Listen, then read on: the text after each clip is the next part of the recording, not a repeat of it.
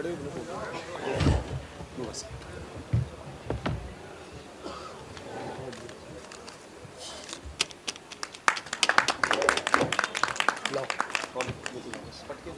उनको रमेश जी को पहना दो। अजय भाई आप पहना दो।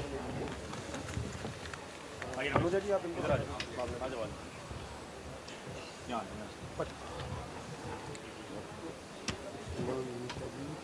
जिंदाबाद।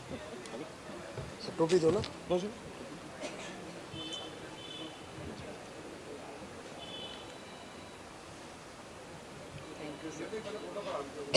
इधर इनको पीछे रह गया पटका। इधर इनको पटका पहना। पटका दो जी।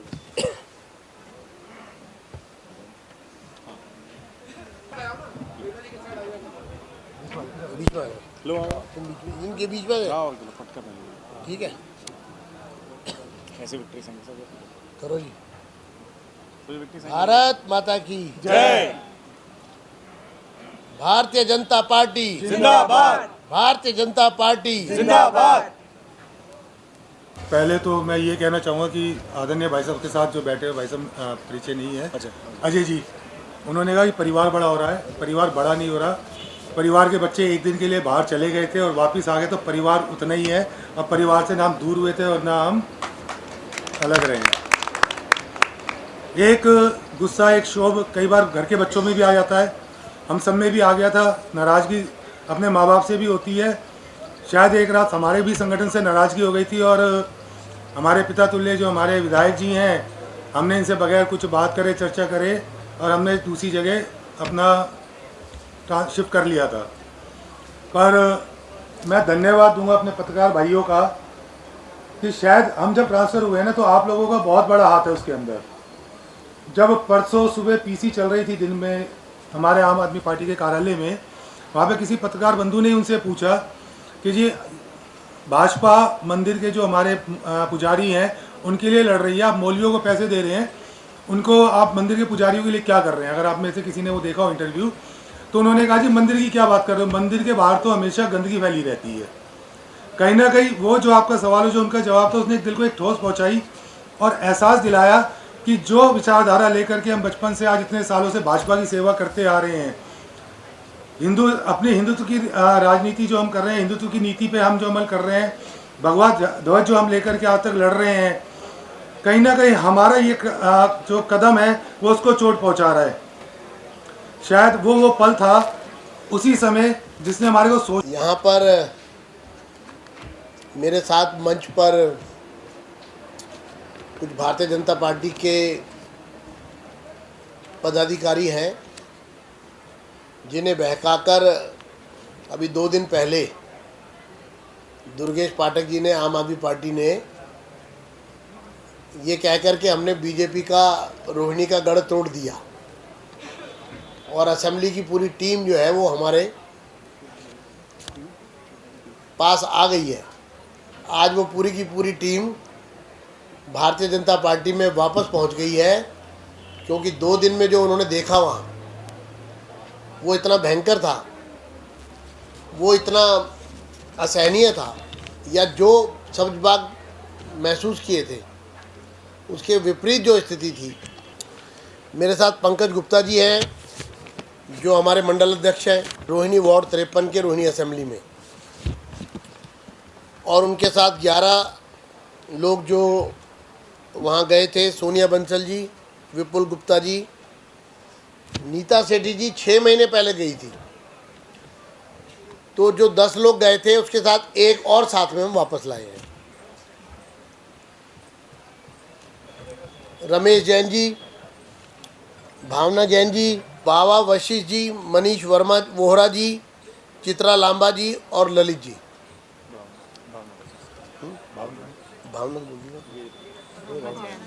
भावना शर्मा जी। साथियों, आम आदमी पार्टी किस तरह लोगों को गुमराह करके, किस तरह झूठ बोल के, किस तरह आरोप प्रत्यारोप करके अपने चुनावी हिंदू एजेंडे के आधार पर लोगों को बरगलाने की कोशिश करती है और भारतीय जनता पार्टी के जो स्तंभ हिंदूवादी विचारधारा के कार्यकर्ता हैं, जब वो उस माहौल में जाते हैं तो देखते हैं कि यहाँ तो हिंदुत्व सिर्फ एक दिखावा और झूठ का पुलिंदा है। यहाँ पर तो हिंदुत्व के नाम पर लोगों को छला जा रहा है और एक प्रकार की ऐसी शक्तियाँ, जो प्रधानमंत्री जी ने कहा था एक बार कि ये अर्बन नक्सल्स है, वैसी भावना अगर दिखाई दे और राष्ट्रवादी और हिंदूवादी भारतीय जनता पार्टी की एक सटीक जो मार्ग है उस पर तो कोसों दूर है ये लोग, और किस तरह से हिंदू और हिंदुत्व को भ्रमित कर रहे हैं।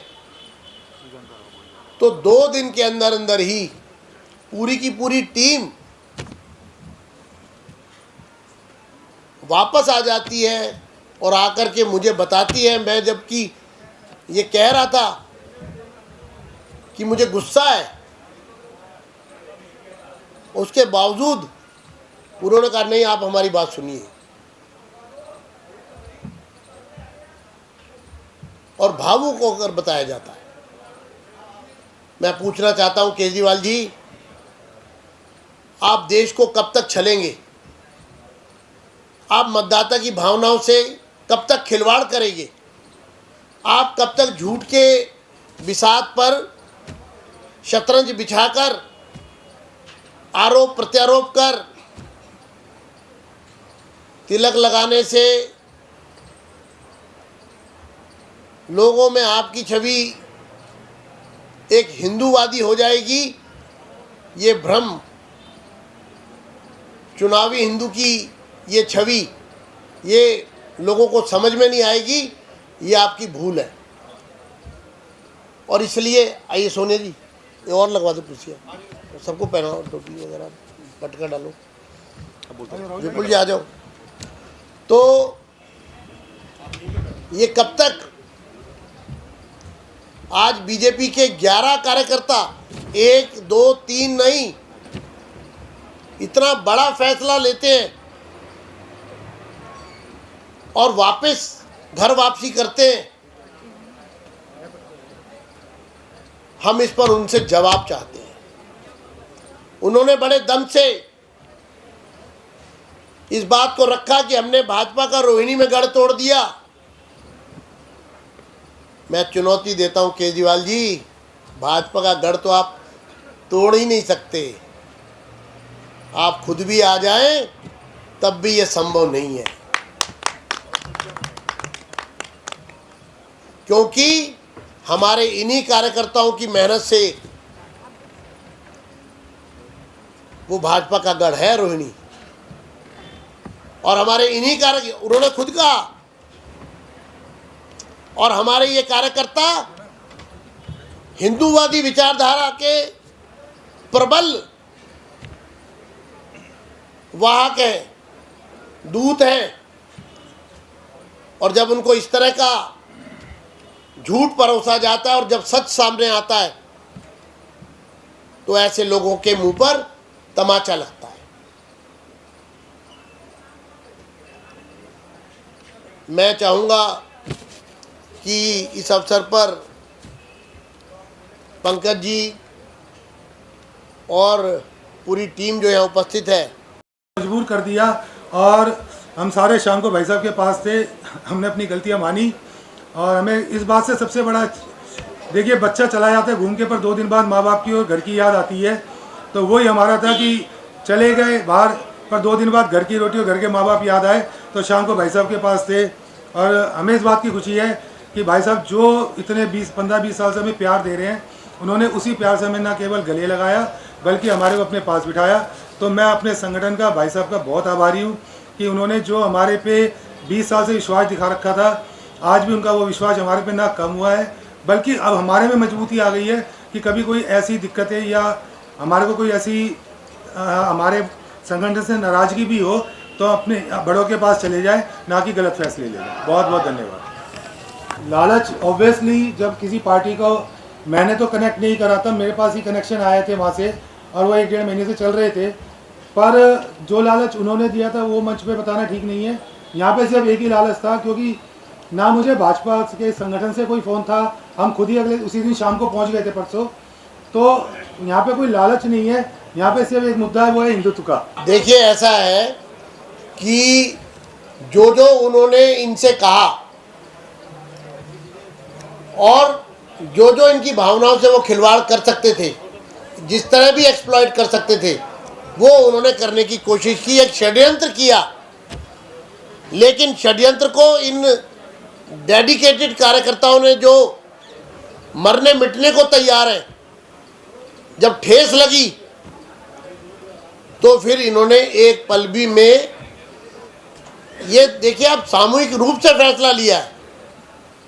अगर कोई एक आ जाता, 10 रह जाते, 2 आ जाते, 10 9, तो कुछ आप कह सकते थे ये सब बातें जो आप कह रहे हैं। लेकिन चूंकि उन्होंने षड्यंत्र किया और षड्यंत्र करके अनाप शनाप कहने की कोशिश की, उसके बावजूद हमारे साथियों ने जो वो कहलवाना चाहते थे वो नहीं कहा।